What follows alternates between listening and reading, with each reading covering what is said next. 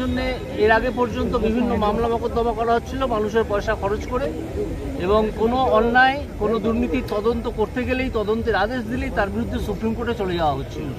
Supreme কোর্টে যাওয়ার অধিকার অবশ্যই আছে প্রতিটা মানুষের, প্রতিটা অথরিটি, কিন্তু কি করার জন্য যাওয়া হচ্ছে?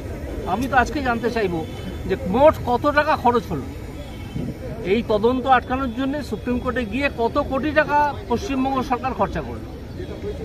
আপনি সকালবেলা রাজ্যপালের হস্তক্ষেপ চেয়েছেন, রাজ্যপালের হস্তক্ষেপ, রাজ্যপালের বিষয়টা দেখুন যে রাজ্যপাল কেন এখনো পর্যন্ত কনস্টিটিউশনাল মেশিনারি ধ্বংস হয়ে গেছে এটা ডিক্লেয়ার করছেন। তিনি ডিজিকে তলব করেছেন। তিনি কাকে তলব করেছেন আমি জানি না।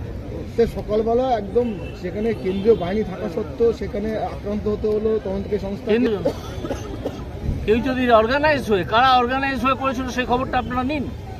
কারা করেছিল, যারা করেছিল তারা কারা? সরকার পক্ষের কেউ কেউ বলছে মস্তানি করতে গেছিল সিবিআই, কেন ইনফরমেশন দেয়নি, ইনফরমেশন দিয়ে কেন যায়নি পুলিশকে কেন? আমি তো মনে করি যার খোঁজে গিয়েছিল তাকে আজ রাত্রির 12টার মধ্যে ইডির অফিসে এসে হাজিরা দেওয়া উচিত। ইতিমধ্যে পুলিশ 10 জনকে গ্রেপ্তার করেছে। পুলিশের গ্রেপ্তারের কথা ছাড়বে, সেক্ষেত্রে আক্রান্ত হয়েছে একাধিক। সেই ঘটনায় পশ্চিমবঙ্গে আইন শৃঙ্খলা নিয়ে কি বলবেন? পশ্চিমবঙ্গে আইন শৃঙ্খলা আছে বলে আপনার মনে হয়? আপনি গত কয়েকদিনের খবরের কাগজের রিপোর্ট কোর্টে যেগুলো উঠে এসছে সেগুলো নিয়েই পড়ুন।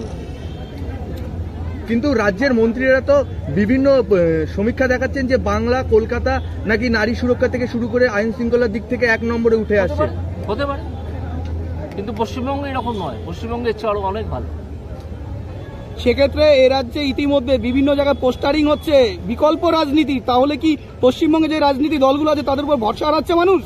সেটা সম্বন্ধে, রাজনৈতিক সম্বন্ধে, বিষয় সম্বন্ধে আমি সরাসরি কোনো মন্তব্য করবো না। হ্যাঁ, আপনি একটা যেটা বিষয় বলছিলেন যে গান নিয়ে, রবীন্দ্রনাথের যে গানের বিকৃতি হয়েছে সেটাকেই তো আবার রাজ্যের সঙ্গীত করার একটা পরিকল্পনা চলছে। সেই শব্দটি বিকৃত করা হচ্ছে না, এরকম কথা কানে এসছে, এরপর দেখা যাক।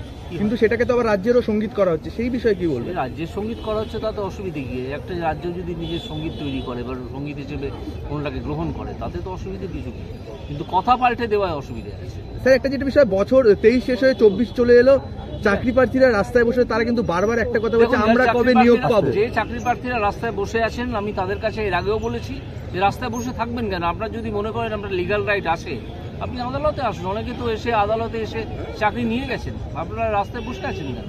কিন্তু শাসক শিবির থেকে বলা হচ্ছে নাকি রাজনৈতিক একটা খেলার জন্য তাদেরকে বারবার কোর্টে ঠেলে দেওয়া হচ্ছে। এটা একটা রাজনৈতিক প্রশ্ন, আমি এই প্রশ্নের কোনো উত্তর দেবো। কোর্টে ঠেলে দিয়ে নাকি তাদের এইভাবে অবহেলায় তাচ্ছিল্যের মধ্যে রাখা হচ্ছে। যারা বলছেন তারা তার ব্যাখ্যা দেবেন, যারা কোর্টে ঠেলে দিচ্ছেন বলে মনে করছেন তারা বসে বলবেন যে কেন তারা এই কথা বলছেন। আমার এই বিষয়ে বলার নেই।